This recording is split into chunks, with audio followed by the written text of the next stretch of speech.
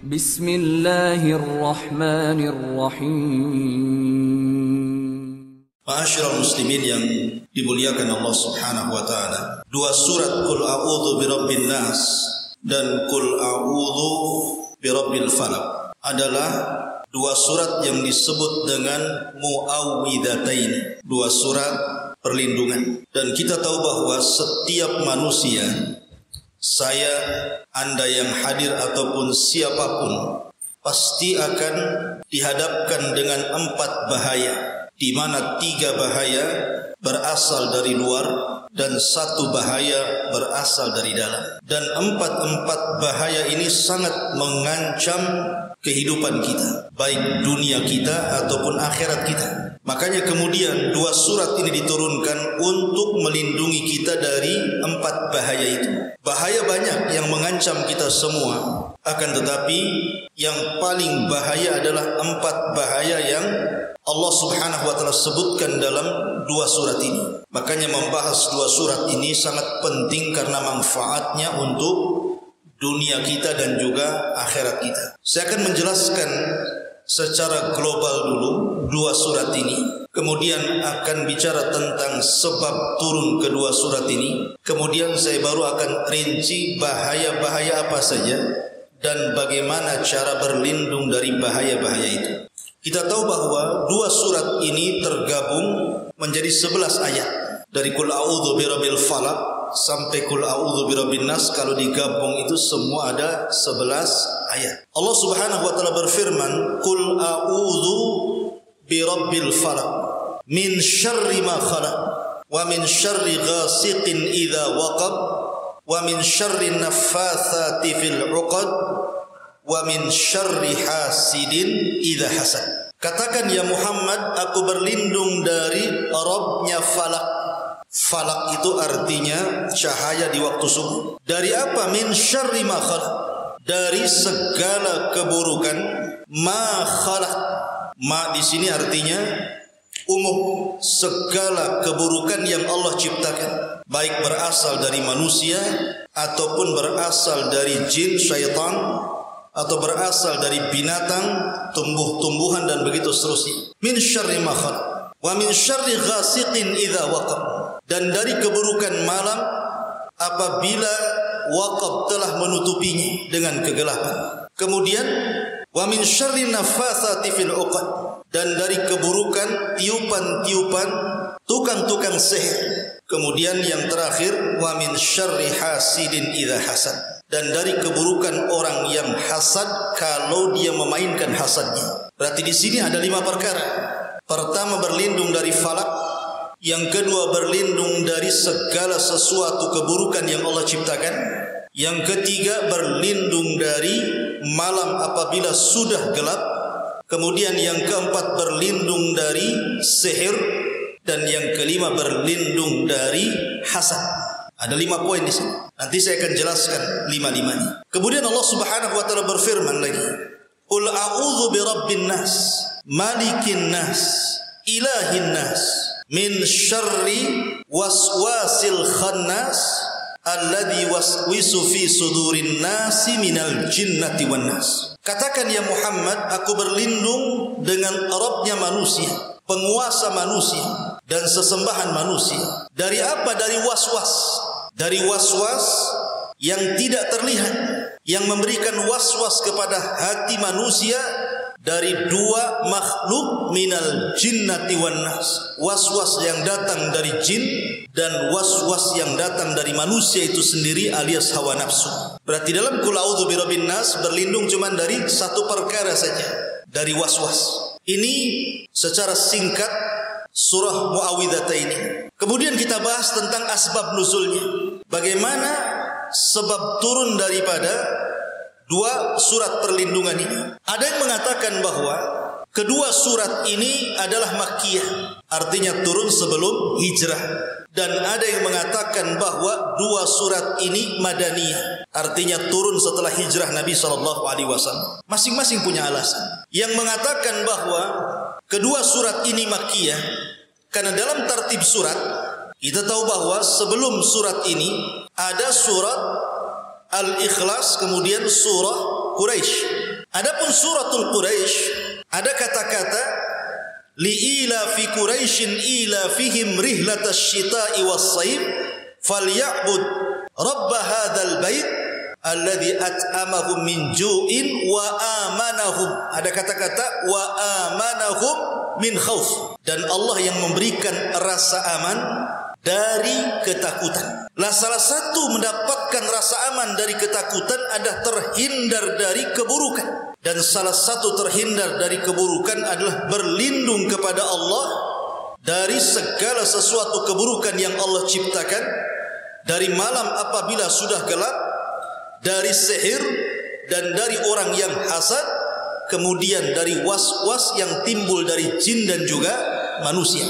Kemudian juga tartib ayat setelah suratul Ikhlas, Qul huwallahu ahad, Allahus samad, lam yalid wa lam yulad wa lam yakul lahu kufuwan ahad. Sebagaimana seseorang itu hanya menggantungkan diri kepada Allah dalam amalannya, maka dia pun harus meminta pertolongan dan perlindungan kepada Allah dari setiap keburukannya. Makanya Allah mengatakan Qul a'udzu birabbil falaq, kemudian Qul a'udzu birabbin nas. Kita harus mengikhlaskan dalam isti'adzah bahwa kita tidak boleh berlindung kecuali kepada Allah dan tidak boleh meminta pertolongan kecuali kepada Allah Subhanahu wa taala. Dari sini karena dua surat itu makkiyah, maka muawwidhataini juga disebut makkiyah. Adapun yang kemudian yang mengatakan bahwa dua surat ini adalah madaniyah. Dua surat ini adalah madaniyah. Artinya bahwa di zaman Nabi SAW, di zaman Rasul SAW itu ada seorang penyihir namanya Labid ibnu A'sam. Labid ibn A'sam, orang yang berasal dari Bani Zuraik, kemudian terpengaruh dengan Yahudi karena diasuh oleh seorang Yahudi, maka agamanya jadi Yahudi. Lah Labid bin A'sam ini terkenal tukang sihir di zaman itu. Lah orang-orang Yahudi Madinah itu, mereka dari dulu berusaha untuk menyihir Nabi SAW tapi tidak bisa. Akhirnya kemudian orang-orang Yahudi datang kepada Labid ibn A'sam, disuruh untuk menyihir Nabi SAW. Lah Labid bin A'sam ini setelah kemudian diberikan tawaran yang besar dari harta dan kekayaan, akhirnya dia mau. Maka disebutkan di dalam hadis yang sahih dari Aisyah radhiyallahu anha. Jadi Aisyah radhiyallahu anha menceritakan bagaimana terkena sihirnya Rasul sallallahu alaihi wasallam. Jadi suatu ketika Nabi sallallahu alaihi wasallam setelah disihir oleh Labid bin A'sam ini, akhirnya Nabi sallallahu alaihi wasallam terkadang melakukan sesuatu yang tidak pernah dilakukan. Contohnya umpamanya Rasul tiba-tiba mandi junub, padahal dia tidak junub, tidak pernah mendatangi istrinya, tapi dia perasaan sudah mendatangi istrinya, kemudian besoknya dia junub. Ada juga yang mengatakan bahwa Nabi SAW dilemahkan badannya. Nabi itu kan punya kekuatan sama dengan 40 laki-laki kekar kan gitu. Tapi ketika kena sihir melemah dia. Lah akhirnya melihat kebingungan itu, Aisyah radhiyallahu anha bertanya kepada Rasul. Mungkin bahasa kita, kok nampaknya Anda bingung wahai Rasul, ada apa? Maka kemudian Nabi SAW tengah malam dia salat sampai mendekati waktu fajar. Rupanya terkantuk, akhirnya tertidur sesaat. Disitulah malaikat Jibril turun dengan dua malaikat yang lainnya mendatangi Nabi SAW. Jibril duduk di hadapan kepala Rasul dan kedua malaikat berada di kaki Nabi SAW. Kemudian Jibril bertanya kepada kedua malaikat, kenapa? Ada apa dengan Muhammad SAW? Maka dua malaikat mengatakan, matbub, boleh jadi dia terkena sihir. Karena orang Arab, mereka menganggap tukang sihir itu tabib. Karena di zaman jahiliyah itu justru kalau mereka ada masalah, sakit atau apa, mereka datang ke dukun. Maka mereka mengistilahkan dukun itu tabib. Mungkin dia terkena sihir.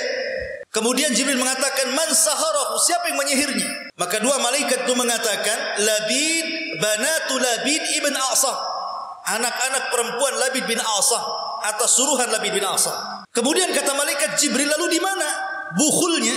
Akhirnya kemudian dua malaikat mengatakan, bukhulnya dari sisir yang dicuri oleh putri Labib ini. Dalam sisir itu ada 11 rambut Rasul. Kemudian kata Jibril, lalu di mana diletakkan bukhul itu? Maka dua malaikat mengatakan diletakkan di sumur Ronunah. Maka ketika itu Jibril disuruh untuk membacakan dua surat yang merupakan sebab turunnya dua surat ini dan dijadikan ruqyah meruqyah Nabi sallallahu alaihi wasallam, qul a'udzu birabbil falaq, lepas satu ikatan. Min syarri ma khalaq, lepas dua ikatan. Wa min syarri ghasiqin idza waqab, lepas tiga ikatan. Wa min syarri naffatsati fil 'uqad, lepas empat ikatan. Wa min syarri hasidin idza hasad, lepas lima ikatan. Kemudian dibaca qul a'udzu birabbin nas, keenam lepas. Setiap satu ayat lepas ikatan itu. Karena bukhul yang diletakkan di sumur Ranunah itu 11 bukhul, karena 11 helaian rambut Rasul.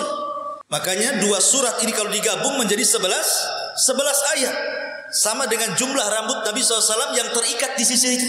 Maka setelah dibacakan kemudian ayat itu, terlepaslah sihir Nabi SAW. Kemudian keesokan harinya Nabi SAW mengajak Ali dan salah seorang sahabat untuk melihat sumur itu. Ternyata dilihatnya sumur itu airnya berwarna kuning dan terlihat ada kepala-kepala syaitan di dalamnya. Ketika Ali mengatakan, "Ya Rasulullah, apakah saya perlu turun mengambil buhul itu?" Kata Rasul, "Jangan.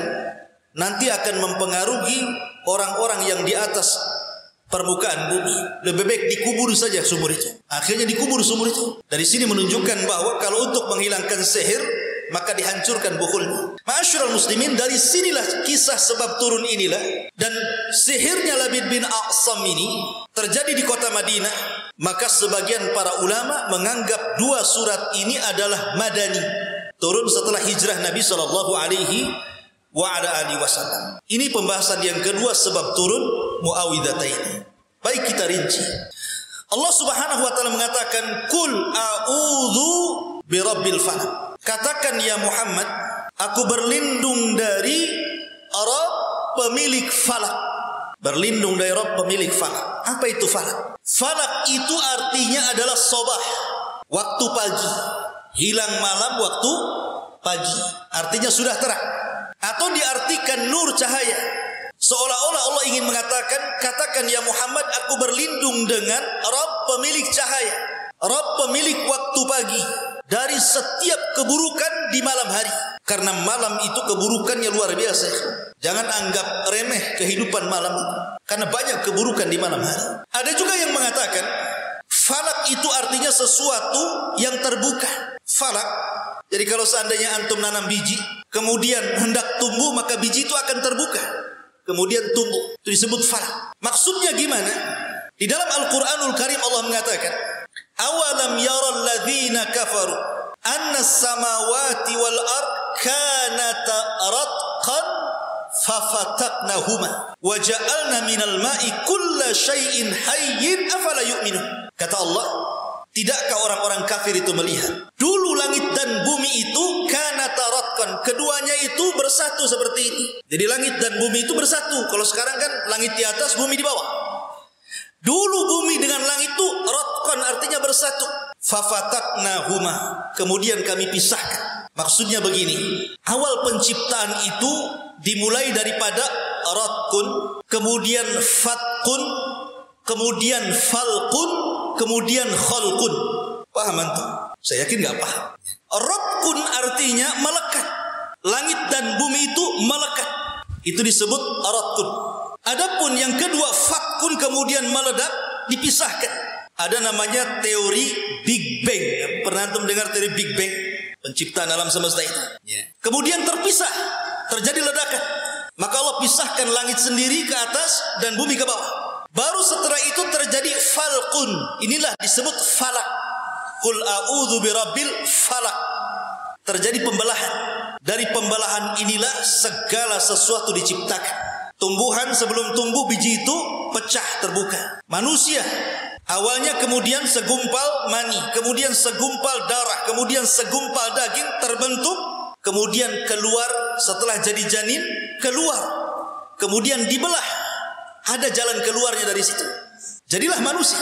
Semua kehidupan di dunia ini berawal dari falak.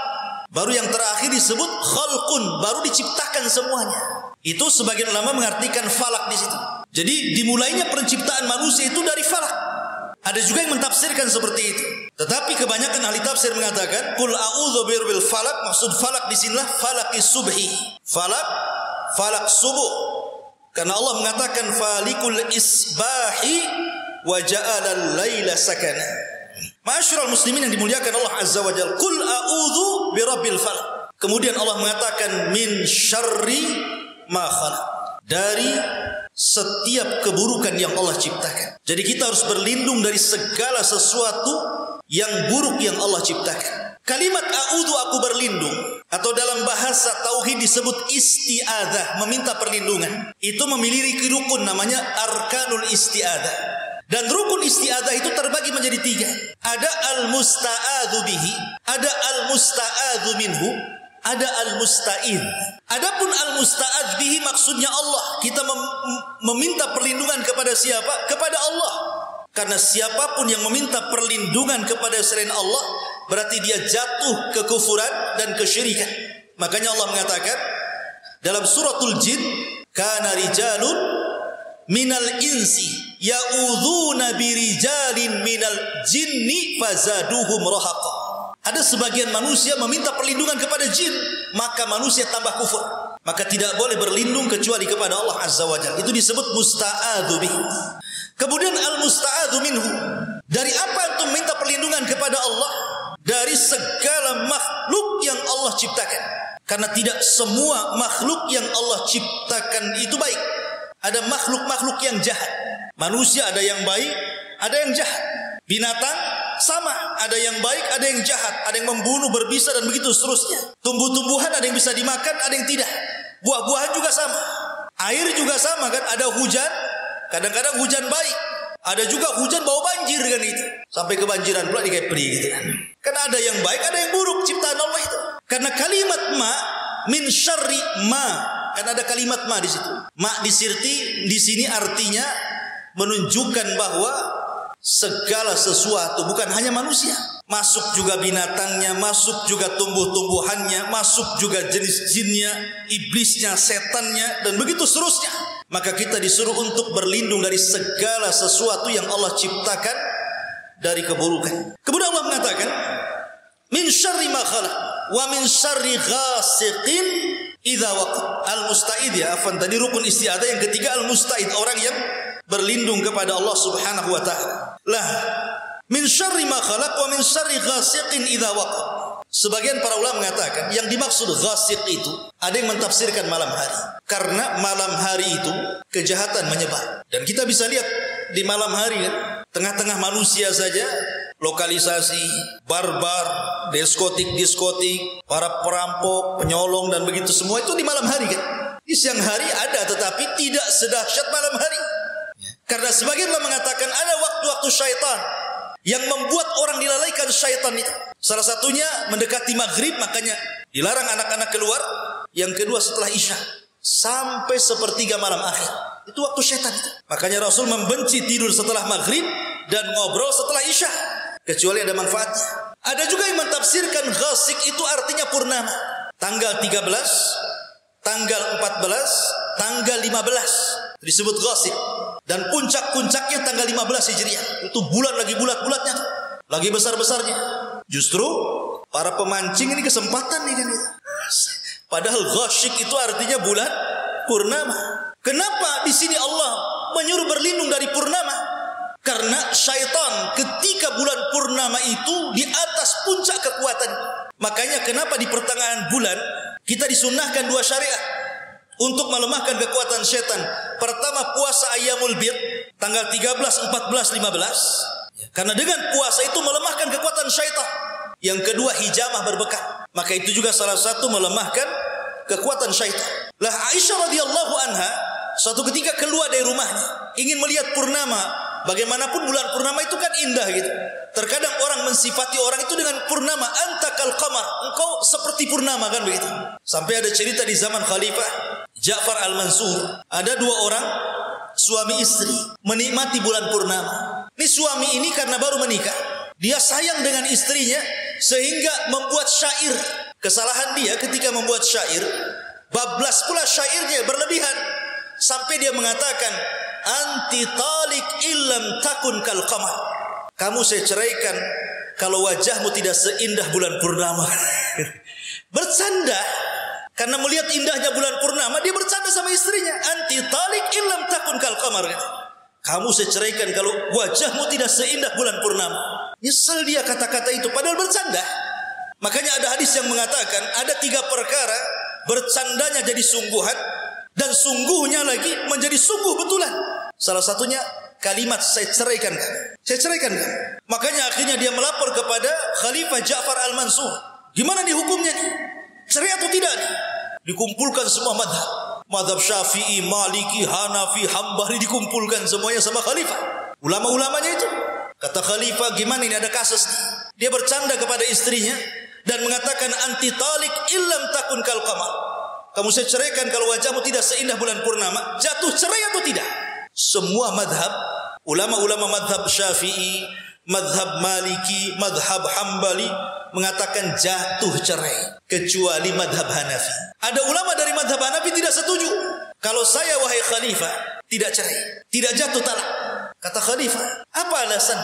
Karena Allah Subhanahu wa taala berfirman, laqad khalaqnal insana fi ahsani taqwim. Kami ciptakan manusia dengan sebaik-baik bentuk, lebih indah dibandingkan bentuk bulan sekalipun. Kata Khalifah, aku senang dengan fatwa. Aku senang dengan fatwamu, katanya. Akhirnya gak jadi cerai dia. Artinya begini ikhwan, bulan itu kan sebuah simbol keindahan. Tapi kalau dilihat daripada syariat, justru bulan itu, bulan purnama itu, biasanya apalagi terjadi di hari Jumat, Kliwon lagi gitu ya, ada suara anjing lagi gitu, itu sudah serem kan gitu ya. Ya memang di sini ada yang mengatakan ghasiq itu artinya purnama. Kita berlindung dari purnama karena kekuatan syaitan itu menguat di situ. Makanya Rasul mengatakan kepada Aisyah radhiyallahu anha ketika hendak melihat purnama, ya Aisyah ista'idhi bihadzal qamar. Wahai Aisyah, berlindunglah kepada Allah dari purnama ini. Maka penafsiran yang kedua, ada yang mengatakan ghasiq itu artinya bulan purnama. Penafsiran yang ketiga, ada juga ghasiq itu artinya sesuatu yang berjalan di malam hari, baik yang terlihat ataupun tidak terlihat, dan akan mencelakakan manusia. Yang tidak terlihat ya seperti syaitan, iblis, jin gitu ya, yang jahat-jahat yang hendak mencelakakan, mungkin dikirim oleh tukang-tukang sihir, dikirim oleh orang-orang yang hasad gitu ya.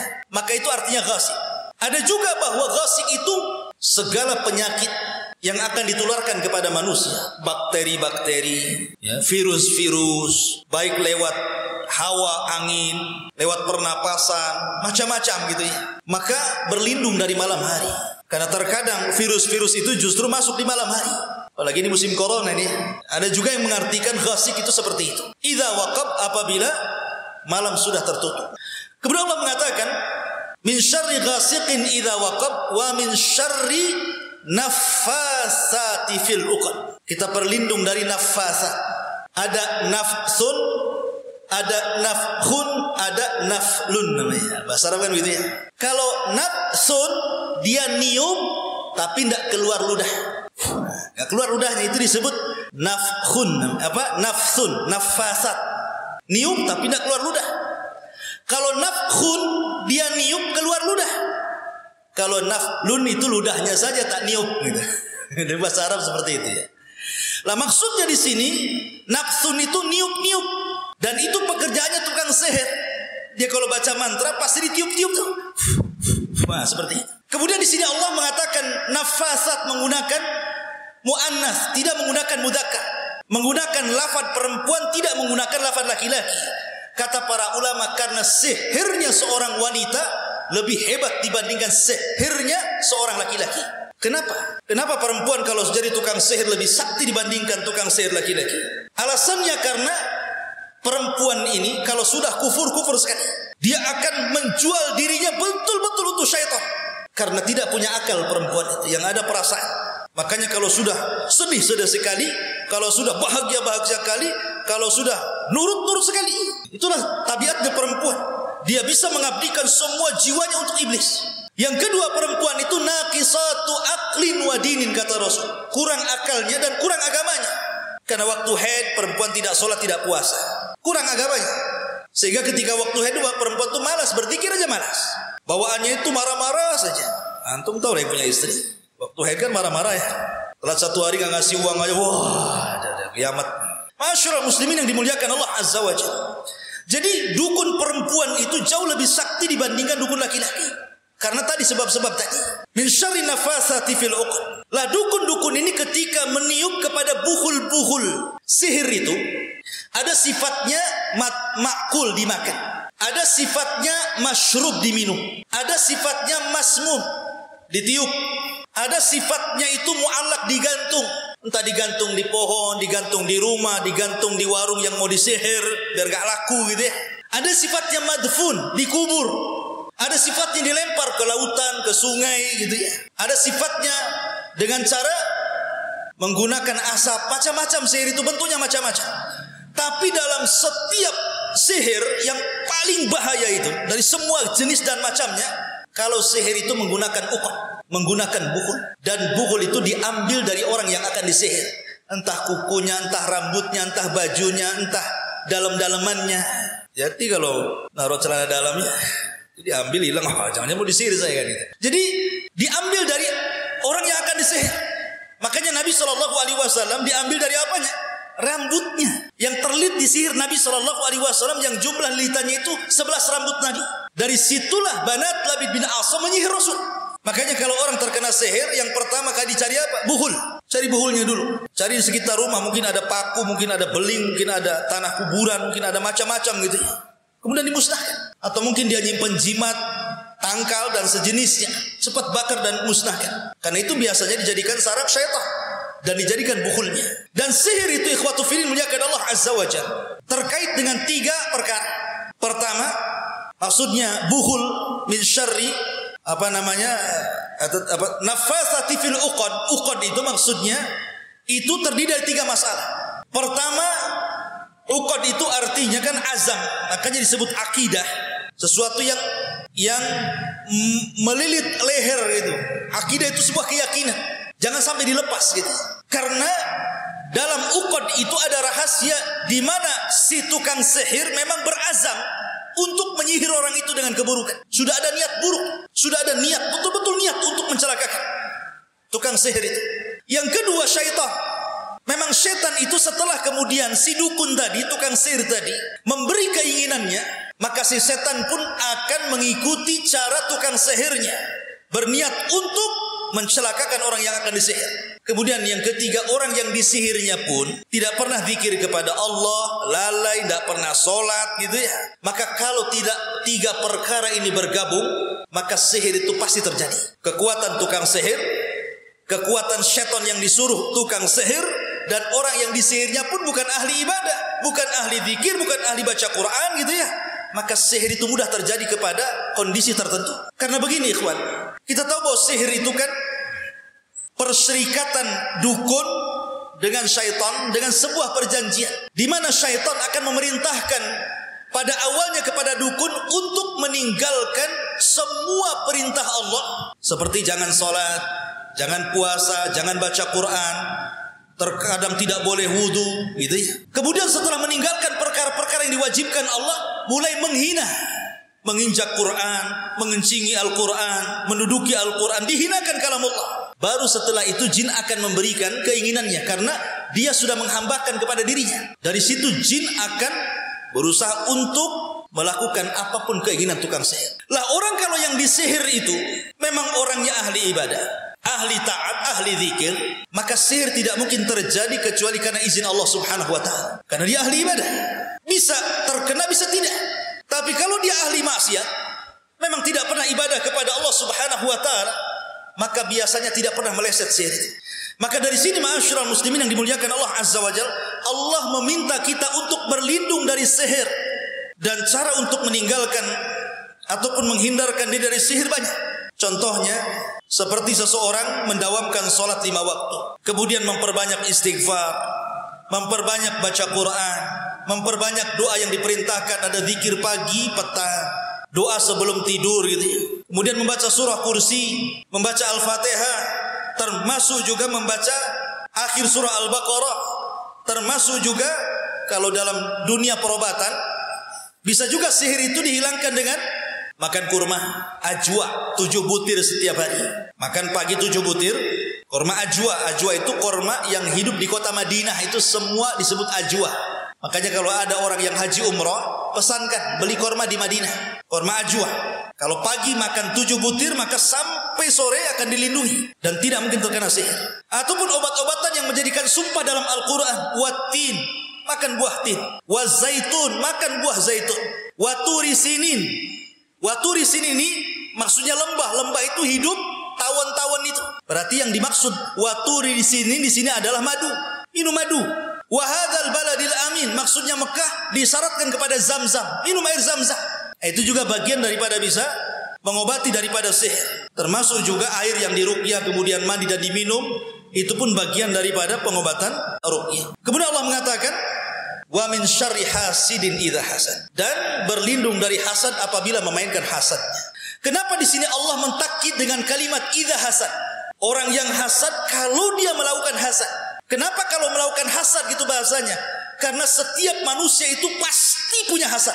Saya, Anda, siapapun tidak mungkin tidak melainkan punya hasad dalam hati. Tapi hasad itu tidak bahaya. Hasad itu akan bahaya kalau dimainkan. Dimainkan oleh orang yang hasad itu tidak suka dengan kenikmatan yang Allah berikan kepada dia. Karena hasad itu artinya zawalun ni'mah, berangan-angan untuk menghancurkan nikmat orang. Dan biasanya hasad itu tidak lepas dari penyakit mata yang disebut dengan ain. Penyakit mata, bagian daripada sihir. Karena orang yang hasad itu ada jinnya dalam tubuhnya. Kemudian jinnya itu akan berada di pandangannya, sehingga yang dipandang akan rusak. Makanya kenapa orang yang terkena penyakit ain itu yang paling berat pasti mengalami 2 perkara. 1, kematian karena dia terkena ain, ataupun dia sakit lumpuh dan dia akan terus seperti itu sampai Allah takdirkan dia sembuh dengan pengobatan, atau mungkin dia mati.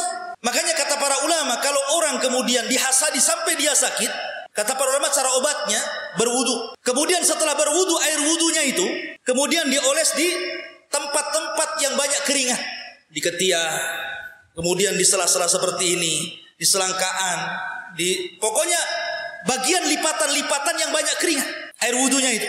Kemudian setelah itu diletakkan di dalam air. Kemudian setelah itu disiramkan air itu di punggung orang yang terkena hasad itu. Kalau Allah takdirkan dia sembuh, dia sembuh. Kalau tidak, maka dia tetap seperti itu. Karena penyakit hasad itu bahaya. Karena dia tidak mungkin lepas daripada penyakit ain. Dan lebih bahaya lagi, hasad ini terkadang kita tidak tahu siapa yang hasad kepada kita. Kita kan banyak tetangga tuh, ada kiri, kanan, depan, belakang. Yang hasad kepada kita itu kita tidak tahu. Kadang nampaknya dia baik sama dia, dia pula yang hasad sama kita. Karena orang yang hasad itu adalah musuh yang tidak tampak. Kemudian ada bantuan daripada jin yang kemudian mengakibatkan penyakit ain. Maka kata para ulama, lawanlah hasad dengan lawannya. Kalau hasad itu menghilangkan nikmat, maka lawan menghilangkan, menambah nikmat adalah dengan berdoa supaya kita dapat berkah. Maka berkah itu lawan daripada hasad. Kalau antum baru bangun rumah, antum takjub dengan rumah antum, maka antum katakan Allahumma barik fi baiti, ya Allah berkahi rumah saya ini. Kalau antum baru punya anak lahir, cantik lucu anak antum, doakan Allahumma barik fi waladi, ya Allah berkahi anak saya. Kalau antum baru beli kendaraan, antum senang dengan kendaraan antum, dengan mobil antum, antum katakan ya Allah, Allahumma barik fi sayyarati, ya Allah berkahi kendaraan saya. Pokoknya setiap antum diberikan nikmat, berdoa seperti itu.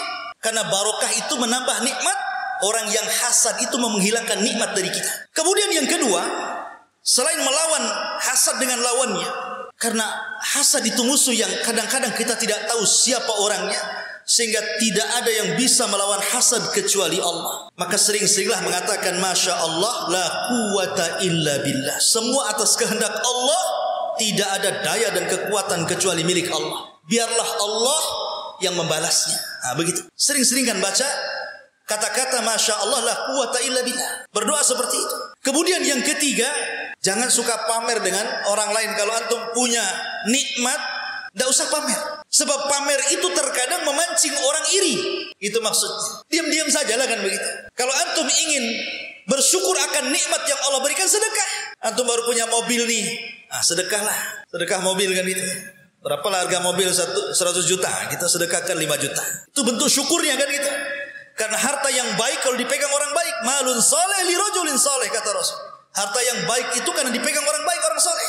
Dan tentunya juga banyak-banyak berlindung dengan membaca Qul a'udzu birabbil falaq min syarri ma khalaq wa min syarri ghasiqin idza waqab wa min syarri nafatsati fil 'uqad wa min syarri hasidin idza hasad. Berlindung dengan membaca surah ini. Ini surat yang pertama. Dan dalam surat ini semua bahaya dari luar, tidak ada dari dalam.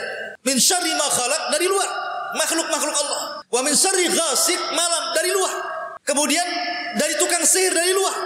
Kemudian dari hasad orang lain dari luar. Tapi ada bahaya yang paling bahaya, melebihi bahaya-bahaya ini, karena munculnya dari dalam. Allah mengatakan Qul a'udzu birabbin nas, malikin nas, ilahin nas. Lihat, di permulaan ayat saja itu sudah beda. Kalau kita berlindung dari 4 bahaya pada surah Al-Falaq tadi, kita hanya suruh berlindung dengan satu nama Allah saja, Rabb, Falaq. Tapi ketika kita berlindung dalam surah Qul a'udzu birabbin nas, kita disuruh untuk berlindung dengan 5 nama Allah. Rabbun nas 1, Malikin nas 2, Ilahin nas 3. Kenapa berlindung sampai dengan 3 nama Allah? Karena bahayanya jauh dibandingkan bahaya yang tadi. Qul a'udzu birabbin nas, aku berlindung dengan Rabbnya manusia. Malikin nas, rajanya manusia. Ilahin nas, sesembahannya manusia. Min waswasil khannas alladzi waswisu fi sudurin nas minal jinnati wan nas. Dari apa? Dari waswas. Waswas itu di mana? Waswas itu di dalam dada kita ini waswas. Dan waswas itu bersumber dari 2 perkara. Pertama, sautun nafsi. Yang kedua, sautus syaitani. Suara hawa nafsu yang memerintahkan kepada keburukan, itu disebut waswas. Kalau antum mau ngaji, nggak jadi, lapar nih, lebih ke warung aja lah. Itu waswas tuh. Mau ke masjid, malas sekali. Itu waswas. Jadi kalau seandainya ada suara hati, yang suara hati ini kemudian mendorong untuk melakukan keburukan, itu disebut waswas. Makanya Allah mengatakan wa inna nafsa la ammaratun bisu. Terkadang jiwa itu memerintahkan manusia kepada keburukan. Kemudian yang kedua, sautus syaitan, bisikan dari setan. Bisikan dari syaitan. Bahayanya ikhwan, kalau orang ini terpengaruh dengan bisikan jiwanya, kemudian terpengaruh dengan bisikan syaitan, maka 2 keburukan akan menjadi 1, rusak orang ini. Kenapa demikian? Penyakit manusia itu 2 yang bahaya. Pertama syubhat, yang kedua syahwat. Syubhat merusak agama, syahwat merusak dunia. Syubhat berasal dari syaitan, dan syahwat berasal dari manusia, dari jiwa kita yang buruk itu. Karena kalau syahwat itu merusak akhlak, dunia kita dirusak, akhlak kita jadi jelek. Suka berzina, minum khamar, berjudi, berdusta, menipu, merampok, macam-macam. Itu syahwat namanya. Tapi kalau syubhat itu merusak agama, malas sholat, malas baca Quran, malas ngaji, belajar ajaran sesat. Nah, itu namanya syubhat namanya. Makanya manusia itu ikhwan, apabila tidur nanti antum pulang dari sini antum tidur, maka kita disunahkan membaca doa sebelum tidur dan disunahkan berwudu. Maka siapa yang berwudu sebelum tidur, kemudian dia berdoa berlindung kepada Allah, membaca surat kursi, muawwidhataini, surah al-ikhlas, kemudian dilap-lap, diusap-usap ke seluruh badannya 3 kali, maka ketika tidur di samping kirinya ada malaikat, samping kanannya ada malaikat. Setiap dia berguling ke kanan, malaikat sebelah kanan mengatakan Allah ampuni orang ini. Setiap berguling ke kiri, malaikat mengatakan ampuni orang ini, sampai dia terbangun. Tapi kalau tidak berwudu, tidak berdoa, main gapruk saja kemudian dengan bantalnya, maka setan datang, diikatnya tengkuk kita 3 ikatan. Dan ingat bahwa saya katakan, Barat membagi otak manusia itu otak kanan dan kiri. Tapi Islam Al-Quran membagi bahwa otak itu otak depan dan belakang. Itu yang benar. Otak depan itu disebut nasiyah ubun-ubun. Otak belakang itu disebut tengkuk namanya. Lah ubun-ubun manusia tidak bisa dikuasai syaitan. Karena Rasul yang berdoa nasiyatin biyadi, ubun-ubunku ada di tangan Allah, sehingga setan tidak bisa mempengaruhi otak depan.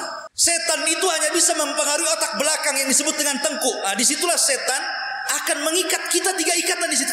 Apabila tengah malam, maka setan sengaja tidak membuat antum bangun. Setelah dia ikat 3 ikatan, dia tidur di lubang hidung. Kalau dia ingin kencing, toiletnya telinga kita.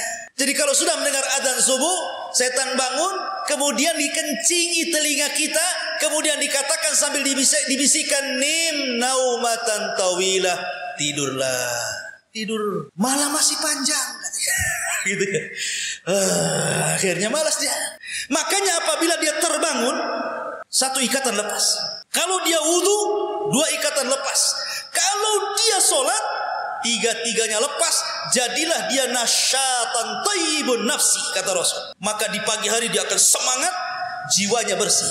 Makanya kalau orang soleh walaupun malamnya tidur sedikit, terkadang dibuat tahajud, di pagi hari dia tidak pernah ngantuk, tetap semangat hidupnya. Tapi orang pemalas, walaupun dia tidur 24 jam, pagi hari tetap aja bawaannya nguap saja katanya. Karena diikat di sini sama setan, belum diambil ikatannya. Coba 1 hari 3 ikatan, 2 hari 6 ikatan, 3 hari 9 ikatan, 100 hari dia nggak sholat subuh. Wah, itu benang dah kusut kali itu. Dari mana ditariknya itu?